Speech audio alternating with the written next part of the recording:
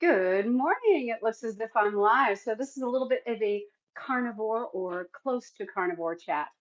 So I am holding a bottle of Bragg's ACV, and oh, I am also holding a lemon. So I am in some carnivore circles on another platform, and I have to be very, very cautious and careful about, not mentioning anything that isn't an animal product or an animal food. But I do think that it's important, especially when people are asking what they can use for electrolytes or what they can use for leg cramps. I know many people recommend LMNT, but I've never used it because this has always worked so well and it's relatively inexpensive. So what I do to make sure that I don't get keto flu or Atkins flu is I take this every day, and I've been taking it a long time. I actually learned about it from a female bodybuilder years ago when I was still just keto and Atkins before I'd ever even heard of carnivore. And she was, training people for bikini competitions, and this is what they would drink this tonic every day. And it was a tablespoon of Bragg's and then a tablespoon of lemon juice in 8 ounces of water every morning, followed by more water. Now, one of the things about the Brags is you have to have it with water because it can be hard on your tooth enamel. It is a little bit acidic, to say the least. And so you need to have it in some water. The way I like to make it, and my husband takes it every morning too, is I usually in 4 ounces of water, the lemon juice and the Brags, so I can get it down faster, and then I chase it with more water, and that way, I'm sure that I get my, at least that, first full glass of water in the morning before I start anything else. I like to get a significant amount of work and creating done before I have breakfast. So this morning, I'm obviously making this live, and I've done like 3 shuffle videos. And then I also did a live shuffle demonstration video for about 20 minutes. I train 3 times a week, and so that shuffle demonstration is kind of what I do on my off days. And I'll talk about this a little bit later, but in my lifting, so I'm turned 60 this year. And so I have changed my theories and my thinking about weightlifting. And so I'm much more interested in developing my body than in diminishing my size. And that's because my priority now is independent living for as long as I live. And so I'm much more interested in making sure that I stay strong in the or than in getting lean. So once again, that is the recipe. So, and this also manages leg cramps. My husband doesn't get them anymore, and I don't get them anymore. The different, the trace elements in the Brags help to keep the leg cramps away. And then if I forget to take it, or sometimes if I do get a leg cramp, I will use magnesium oil, spray it right on the area of the cramp, and then do some deep breathing, and it usually goes away. But today's topic is something very surprising that I learned looking at being a carnivore and what is a carnivore and how carnivore do you have to be in order to be a carnivore. And then also, one of the things that I think is starting to separate us a little bit in our communities and as people is I'm seeing this separation based on the foods that we eat. I had a little bit of a difficult conversation a couple of days ago with a new gal that I had met who is a vegan, and it was difficult because what I was trying to explain was the burden that all diets can have on the ecosystem. And one of the things I was talking about is the fact that most fertilizer, the majority of fertilizer grow plants worldwide, whether those plants are going directly to people or whether those plants are fed to animals, the majority of fertilizer now comes from natural gas. And interestingly enough, up until 2022, the world's biggest producer of natural gas was Russia. And then just recently, with increases in technology, the United States is now the leader in the production of natural gas. But I think as people who eat an animal-based diet, that we need to understand that the biggest competitor for fossil-based fertilizers is manure.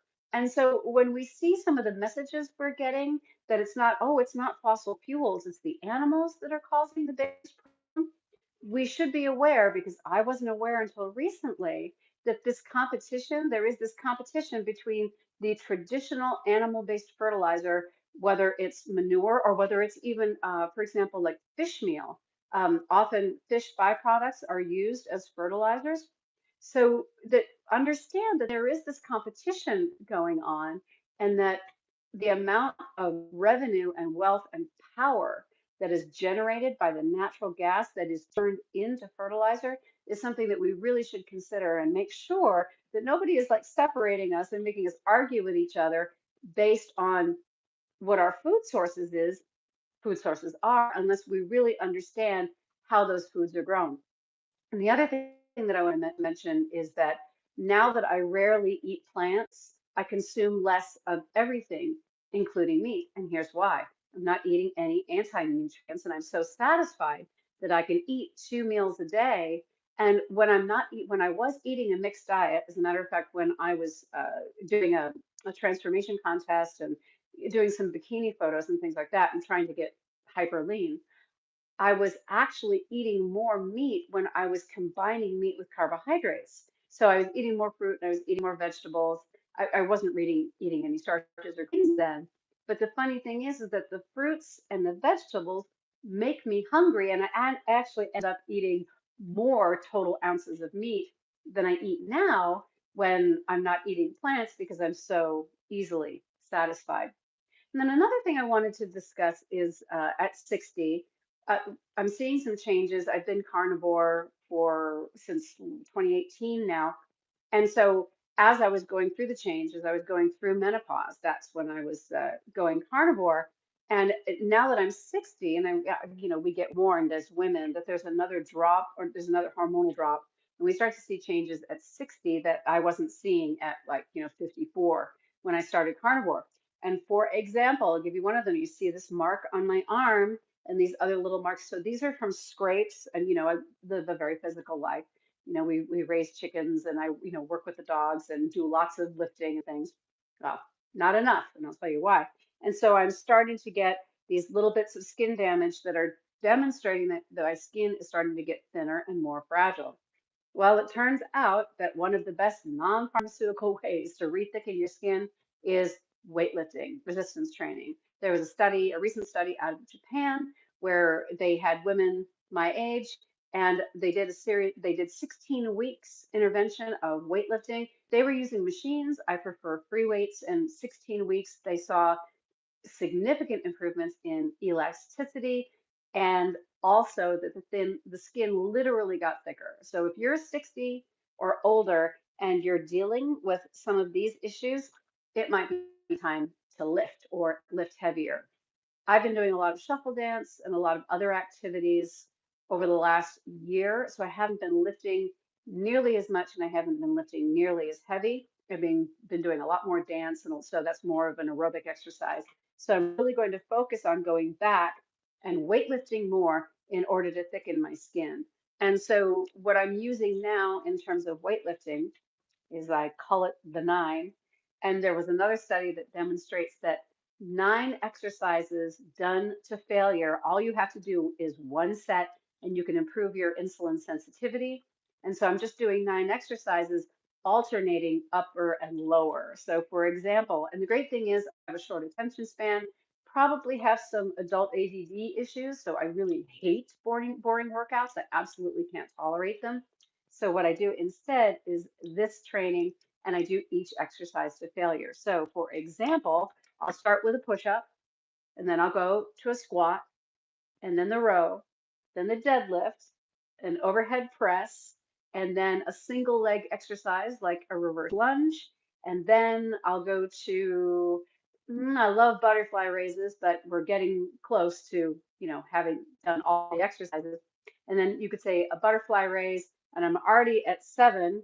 And then by this time, I do calf raises, weighted calf raises, because they're so important as a dancer for developing my feet and my calves. And then I can finish with either a bicep curl or a tricep extension. And when you're doing this technique, just these 9 exercises, one set to failure, I warm up obviously with doing the movement without weight. There is this willingness to really go for it because you know you're not going to have to do it again. So that is my carnivore check-in for today. And oh, if you cannot tolerate the ACV. You can take the tablets, but I find it really helps if you can actually take the ACV. All right, everybody, be well, eat for yourself, and keep getting to the gym because it'll give you thicker skin. All right, take care, everybody. Got to put my glasses on in order to sign off. And here we go.